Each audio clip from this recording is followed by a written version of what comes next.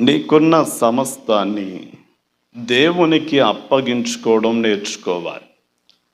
చాలామంది అనుకుంటారు, ఇదిగో దేవునికి ఇవ్వాల్సింది ఇచ్చాను, మిగిలినదంతా నాది, నాకు ఇష్టం వచ్చినట్లుగా ఖర్చు పెట్టుకుంటాను అనుకుంటారు.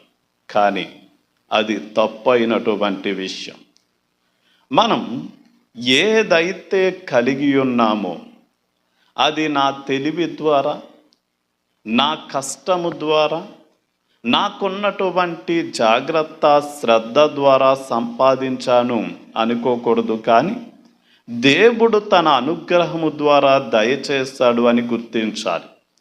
నీవు ఏ పని చేసినా, వ్యాపారము చేసినా మోసము లేకుండా, అన్యాయము లేకుండా మంచి వ్యాపారము పని చేసుకుని ధనాన్ని సంపాదించాలి.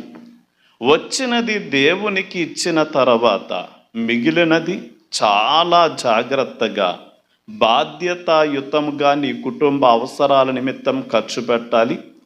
ఖర్చు పెట్టిన తర్వాత నీకున్న ప్రతి దాని గురించి దేవునికి తీర్పులో లెక్క చెప్పాలి అని చెప్పి, నీవు దేవునిది దేవునికి ఇచ్చిన తర్వాత నీకు కలిగి ఉన్న సమస్తమును గురించి కూడా దేవునికి లెక్క చెప్పాలి అని భయముతో, భక్తితో, చాలా శ్రద్ధగా జీవించవాలి అని తెలుసుకోవాలి.